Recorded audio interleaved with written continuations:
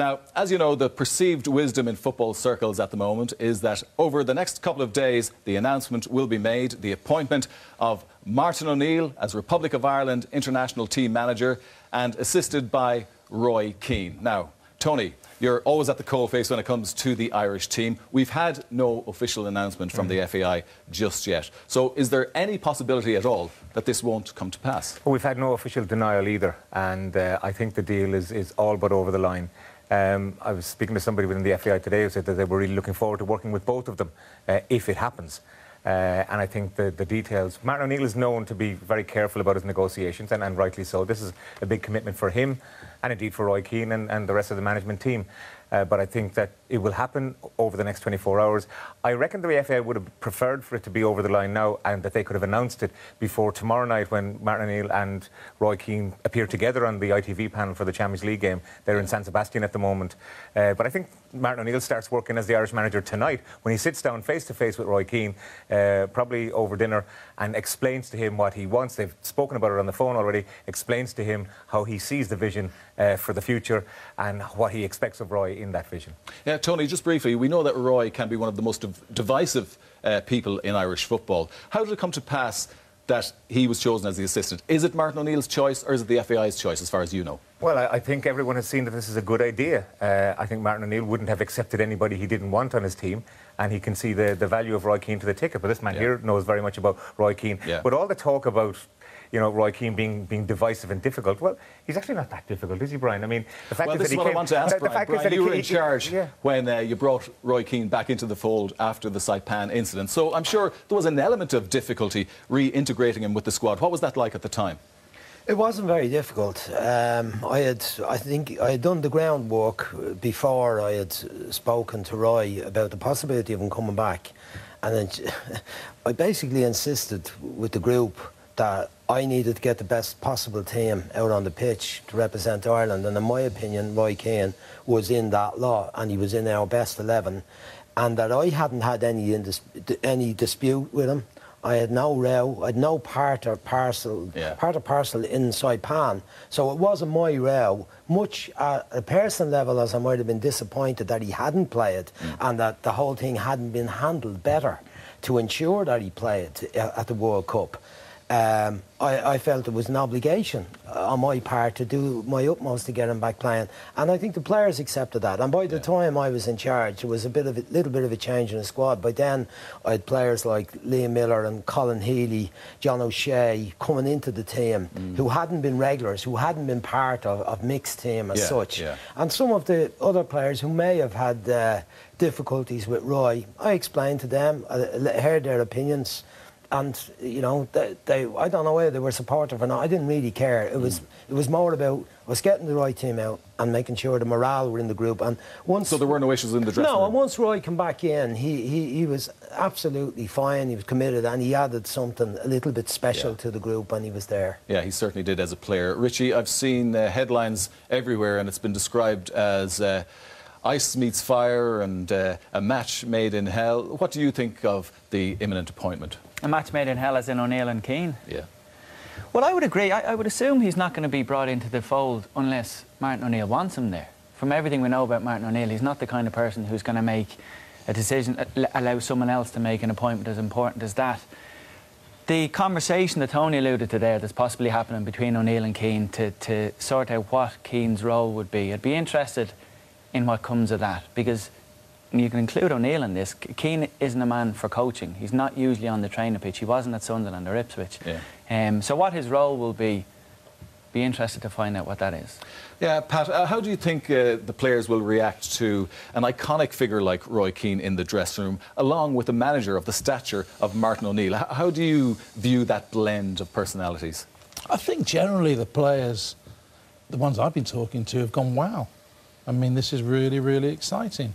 And, you know, I think that's been the reaction from a lot of football fans. But you know what? If on the first occasion the new management team, the dream team, look at the squad and say, you're not on my starting 11, they'll soon change their tune. But, I mean, I think that Roy Keane has that power, doesn't he? That even if you think bad thoughts about him, you kind of think, well, I'm not sure I really want to say that.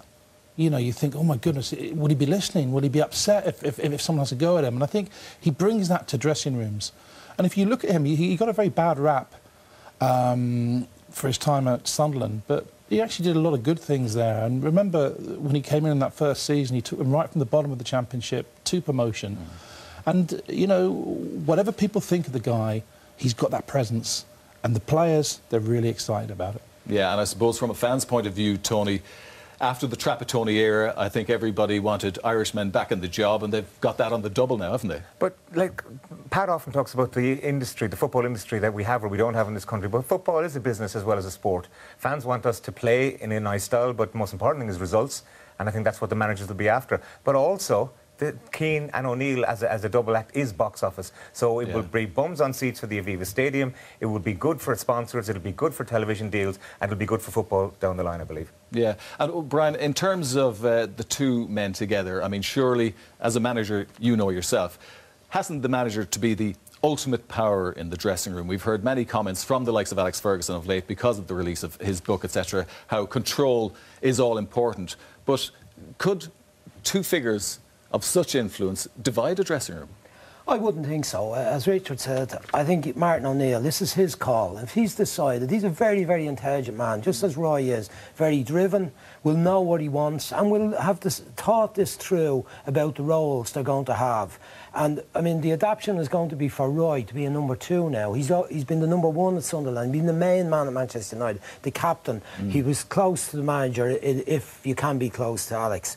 But he was number 1 at Ipswich. So now he's got to change his role a little bit and accept that he might now be the one out shouting and roaring on the touchline. If you think about Martin O'Neill and the roles he's had with Leicester, Celtic, Wickham, even back to Grantham Town, he's always been the one out front, jumping up in the air when the goal is scored. Yeah. I asked people, what was John Robertson like? They didn't see him, Steve Walford. They were in the background. Martin did the interview. So is Roy going to be like that? But I'm sure he's going to have an impact on the atmosphere in the dressing room and in the messages he gives to the players. And he's always been very strong about demanding good standards and about the idea of not accepting that anyone is better than us, that we can beat anybody. So I think that's a very important influence. I think they'll blend fine.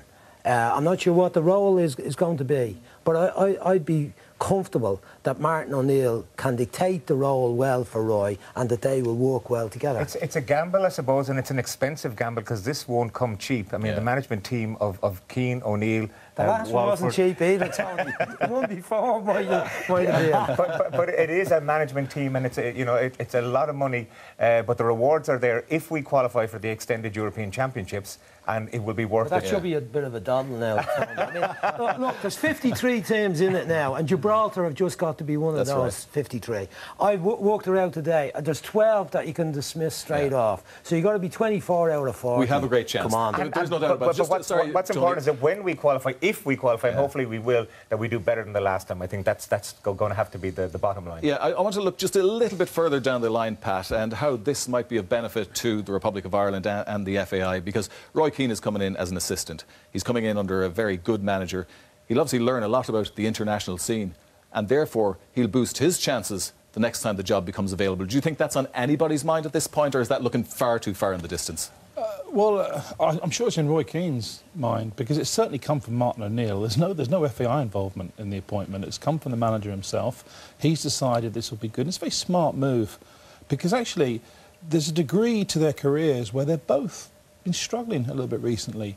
And how I define that if you look at the backgrounds they both come from, when Premier League jobs come up, they might be possibly in contention, especially O'Neill more so than Keane, but they're not probably going to get a job, and certainly not what a lot of people consider to be a decent Premier League job, although every Premier League gig is a good one.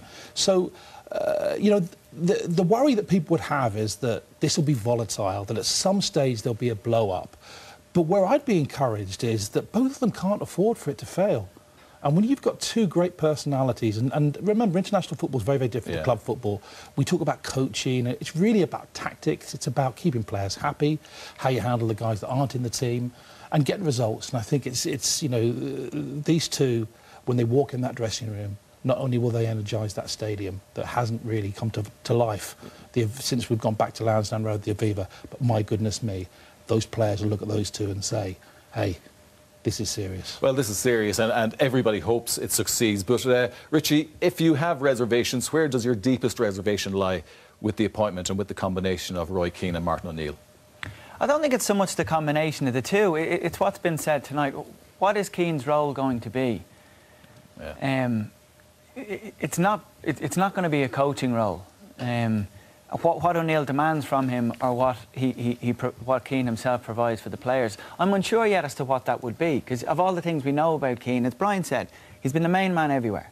Everywhere he goes, and even now in discussions, he's the main man. Yeah. You can call him assistant, call him number two. Everywhere, everywhere he's been. And it's with the squad, and O'Neill will have to get used to the fact that anyone talks about the Irish team from now on, they're talking about Roy.